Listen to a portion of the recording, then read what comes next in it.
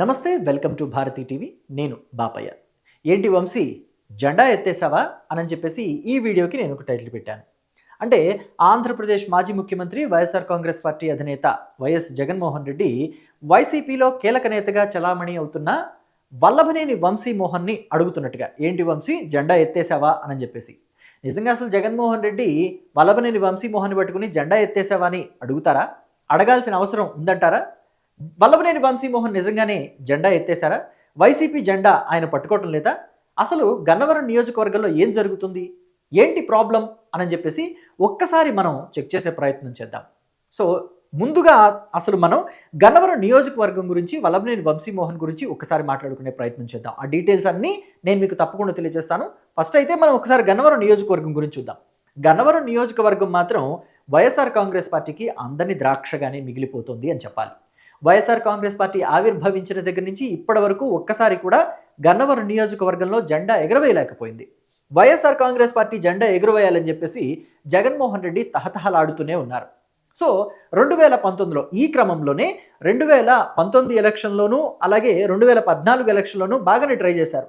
దుట్టా రామచంద్రరావుని 2014లో గన్నవరం నియోజకవర్గంలో నిలబెడితే ఆయన ఓడిపోయారు. 2019లో చూస్తే యార్లగడ్డ వెంకట్రావుని నిలబెట్టారు. ఆయన కూడా స్వల్ప తేడాతోనే ఓడిపోయారు. పెద్దగా మెజారిటీ ఏం రాలేదు వల్లభనేని వంశీమోహన్కి. అయితే 2019లో గెలిచిన వల్లభనేని వంశీమోహన్ ఆ తర్వాత నైతికంగా పార్టీ మారకుండా అనైతికంగా వైసీపీకి దగ్గరయ్యారు. సో నేను వైసీపీలోకి వెళ్ళిపోతున్నానని చెప్పలేదు, నాకు తెలుగుదేశం పార్టీ నచ్చలేదు, దూరంగా ఉంటున్నానని చెప్పేసి అసెంబ్లీలో కూడా తెలుగుదేశం పార్టీ ఎమ్మెల్యేల కన్నా కొంచెం వెనకాల వైసీపీకి దగ్గరగా కూర్చున్నారు వల్లభనేని వంశీమోహన్. అయితే అప్పటి నుంచి కూడా జగన్మోహన్ రెడ్డి ఇక నాకు గన్నవరం దక్కినట్టే అని చెప్పేసి పాపం గట్టిగానే ఫిక్స్ అయ్యారు. అయితే అది అంత సులభం కాదు అన్న విషయాన్ని ఆయన అర్థం చేసుకోలేకపోయారేమో. సో మొత్తం మీద వల్లభనేని వంశీమోహన్ని యూజ్ చేసుకుని అటు చంద్రబాబుని ఇటు లోకేష్ని విమర్శించడానికి ఒక పెద్ద అస్త్రంలాగా వాడుకున్నారు. అయితే అది వల్లభనేని వంశీకి అర్థం కాలేదు, తాను బలైపోతున్నాను అని చెప్పేసి. సో అయితే వల్లభనేని వంశీమోహను, కొడాలి నాని ఒకరు ఆత్మ అయితే ఒకరు దేహం కదా. మరి ఒక ఆత్మ ఒక చోట, దేహం ఇంకో చోట ఉండగలుగుతుందా? ఉండలేవు. అందుకనే 2009లోనే కొంచెం సీనియర్గానే ఉన్నాడు. 2009లో కొడాలి నాని తెలుగుదేశం పార్టీ టికెట్ మీద గెలిచి ఆ తర్వాత వైఎస్ రాజశేఖర రెడ్డి చనిపోయిన తర్వాత జగన్మోహన్ రెడ్డి వేరు కొంపటి పెట్టుకుంటే ఆ తర్వాత కొన్నాళ్ళకే వెళ్ళి వైసీపీలో చేరాడు కొడాలి నాని. సో కొడాలి నాని వైసీపీలో ఉన్న తర్వాత వల్లభనేని వంశీమోహన్ ఆటే ఎక్కువ కాలం ఉండలేకపోయాడు. 2014లో టీడీపీ నుంచి పోటీ చేసి గెలిచిన, 2019లో మళ్ళీ టీడీపీ నుంచే పోటీ చేసి గెలిచిన వల్లభనేని ఆ తర్వాత అటు పిమ్మట 2019లో వైసీపీ అధికారంలోకి రావటంతో జగన్ సీఎంగా ఉండటంతో వైసీపీలోకి జంప్ అయిపోయారు. ఇక ఆత్మాదేహం రెండు ఒకే చోట ఉన్నాయి. మరి ఆత్మాదేహం రెండు ఒకే చోట ఉండటం, వాటి రెండిటికి జగన్ లాంటి బలం అండగా ఉండటం, జగన్ సీఎం కూడా అవటంతో ఇక వల్లభనేని వంశీమోహన్ని ఆపలేకపోయారు. అటు చంద్రబాబుని ఇటు లోకేష్ని నానా మాటలు అంటూ మొదలుపెట్టాడు వల్లభనేని. సో ఇక చూసుకుంటే అది చంద్రబాబు లోకేష్తోనే ఆగిందంటే కాదు. నారా చంద్రబాబు నాయుడు సతీమణి ఎన్టీఆర్ కుమార్తె నారా భువనేశ్వర్ని కూడా అనరాని మాటలు అన్నాడు, క్యారెక్టర్ అసాసినేషన్కి పాల్పడ్డాడు. అలాగే లోకేష్ పుట్టుక గురించి కూడా నీచమైన వ్యాఖ్యలు చేశాడు. ఇక ఇలాంటి వ్యాఖ్యలు చేసిన వాళ్ళని ఒకవేళ పెద్ద మనసు చేసుకుని నారా చంద్రబాబు నాయుడు, నారా లోకేష్ క్షమించిన నందమూరి తారక రామారావు అభిమానులు మాత్రం క్షమించరు. Telugu Desam party hardcore fans మాత్రం అస్సలు మన్నించరు. సో ఇవి దృష్టిలో పెట్టుకుని గన్నవరం ఎమ్మెల్యేగా ఉన్న వల్లభనేని వంశీమోహన్ని టార్గెట్ ఫిక్స్ చేసుకున్నాడు లోకేష్. అయితే అన్నిటికన్నా ఇంకా పెద్ద తప్పు అంటే నారా భువనేశ్వరిని తిట్టడం అంత పెద్ద తప్పు కాకపోయినా దానికన్నా కొంచెం కింది లైన్లోనే ఒక మార్కు తక్కువగా ఇంకో పెద్ద తప్పు కూడా చేశాడు. అదేంటి అంటే తాను ఏ పార్టీ ఆఫీసులో అయితే కూర్చొని కార్యకలాపాలు నడిపాడో 2014, 2019 ఎన్నికల్లో ఏ పార్టీ ఆఫీసులో అయితే తాను కూర్చొని పార్టీని నడిపించాడు తెలుగుదేశం పార్టీని, అదే పార్టీ ఆఫీస్ మీద దాడి చేయించాడు వల్లభనేని వంశీమోహన్. ఇలాంటి తప్పులన్నీ కూడా వల్లభనేని వంశీమోహన్ మెడకి చుట్టుకున్నాయని చెప్పాలి. సో ఈ క్రమంలోనే వల్లభనేని వంశీమోహన్ రండి పోటీ చేసే దమ్ముంటే వాళ్ళనే వెళ్ళి నిలబెట్టడం కాదు, యార్లగడ్డ వెంకట్రావుని గన్నవరం నియోజకవర్గంలో నిలబెడతాను, గెలిపిస్తానని చెప్పేసి లోకేష్ చెప్తున్నాడు కదా, దమ్ముంటే లోకేష్ని పోటీ చేయమనండి, లేకపోతే చంద్రబాబును వచ్చి పోటీ చేయమనండి, నేనే గెలుస్తా, ఎవరు నిలబడ్డా గెలుపు నాదే అని చెప్పేసి ధీమా వ్యక్తం చేసిన వల్లభనేని వంశీమోహన్ అత్యంత దారుణంగా 2024 ఎన్నికల్లో ఓడిపోయాడు. ఇక ఓడిపోయిన దగ్గర నుంచి కూడా వల్లభనేనికి బ్యాడ్ టైం స్టార్ట్ అయింది. ఎప్పుడు వచ్చి వెంట పెడతారా, ఎప్పుడు వచ్చి అరెస్ట్ చేస్తారా, ఎప్పుడు తీసుకువెళ్ళి లోపలేస్తారా అని చెప్పేసి టెన్షన్గానే బ్రతుకుతూ వచ్చాడు. అయితే అలా సైలెంట్గా ఉంటేనే బాగుండేదేమో, కానీ తనకు తానుగా వెళ్ళి ఎలుక అయితే ఎలాగ బోన్లో చిక్కుపడిపోతుందో, ఎర్రకి ఆశపడి ఎలాగైతే వెళ్ళి చిక్కడుతుందో, అలాగే వల్లభనేని వంశీమోహన్ కూడా గన్నవరం పార్టీ ఆఫీసు తగలబెట్టిన కేసులో సత్యవర్ధన్ని కిడ్నాప్ చేశాడు. అంటే ప్రధాన సాక్షిగా ఉన్న ఆ వ్యక్తిని కిడ్నాప్ చేసి వల్లభనేని తనకు తానుగా చిక్కడిపోయాడు. సో పోలీసులు తీసుకువెళ్ళి లోపలేశారు.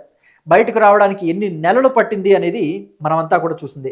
ఎలా ఉండే వల్లభనేని వంశీమోహన్ ఎలా అయిపోయాడు అనేది ఒకసారి చూస్తే గనక నిజంగా చాలామందికి ఆశ్చర్యం కలుగుతుంది. ఇలా ఉంటుందా ట్రీట్మెంటు అని చెప్పేసి. సో మొత్తం మీద వల్లభనేని వంశీమోహన్ అతి కష్టం మీద బెయిల్ తెచ్చుకొని బయటకు వచ్చాడు.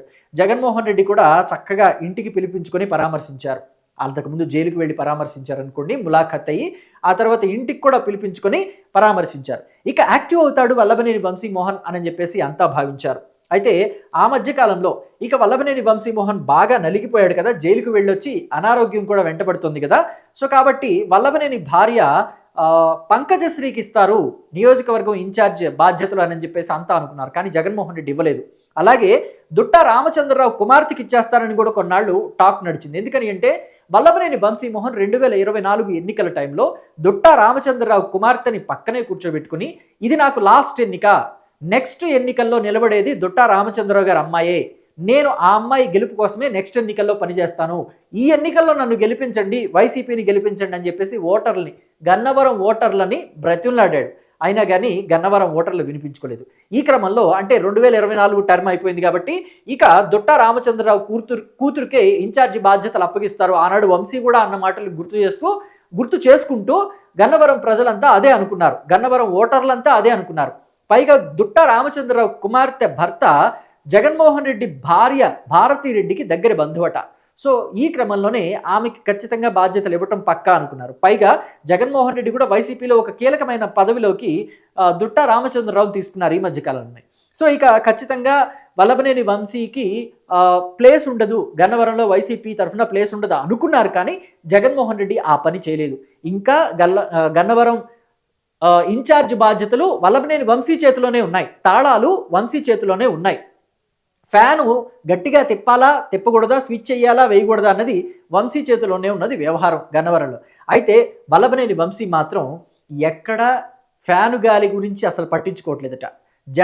ఫ్యాను గుర్తు జెండాని అసలు ఎక్కడా కూడా భుజం మీద వేసుకోవట్లేదట. వైఎస్ఆర్ కాంగ్రెస్ పార్టీకి చెందిన కార్యకర్తలు కావచ్చు, లేకపోతే వల్లభనేని వంశీమోహన్ అనుచరులు కావచ్చు, ఆయనకు సంబంధించిన వాళ్ళు కావచ్చు, ఎవరికి ఏం జరిగినా సరే వెళ్ళి పరామర్శిస్తున్నాడు, కానీ వైసీపీ జెండాని ఎక్కడా కూడా కనిపించనివ్వకుండా చూసుకుంటున్నాడట. అసలు ఫ్యాను గుర్తు అనేది తన కార్ల మీదో లేకపోతే తన దగ్గర ఉండకుండా చూసుకుంటున్నాడు.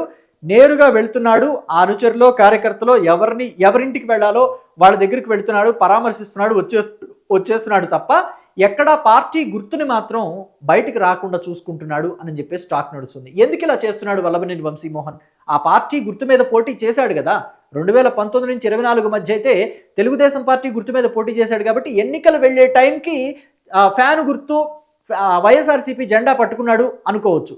కానీ ఇప్పుడు 2024లో ఆ పార్టీలో చేరిపోయాడు, ఆ పార్టీ గుర్తు మీద పోటీ చేశాడు, ఓడిపోయాడు. కానీ ఇప్పుడేమి ఇబ్బంది? అసలు ఆ పార్టీలో పూర్తిగా ఆ పార్టీ మనిషి అయిపోయాడు కదా, ఎందుకని వైసీపీ జెండా పట్టుకోవటం లేదు, ఫ్యాను గుర్తును కూడా ఎక్కడ చూపించట్లేదు అని చెప్పేసి అందరికీ అనుమానం కలుగుతుంది. అసలు పోటీ చేసే ఉద్దేశం వల్లభనేని వంశీమోహన్కి ఉందా లేదా? అంటే వైసీపీలోనే ఉంటాను, నేను పోటీ చేయను, నాకేదైనా నామినేటెడ్ పదవి ఇవ్వండి, ఒకవేళ ఫ్యూచర్లో పార్టీ అధికారంలోకి వస్తే అని చెప్పేసి ఏమైనా ఒక ఇన్ఫర్మేషన్ పాస్ చేయదలుచుకున్నాడా జగన్మోహన్ రెడ్డికి? అంటే చెప్పకనే చెప్పటం, కొన్ని విషయాల్ని ఓపెన్గా చెప్పకుండా ఇలా సింబాలిక్గా చెప్పడం అనేది ఉంటుంది కదా. సో అదే ఫాలో అవుతున్నాడా వల్లభనేని వంశీమోహన్?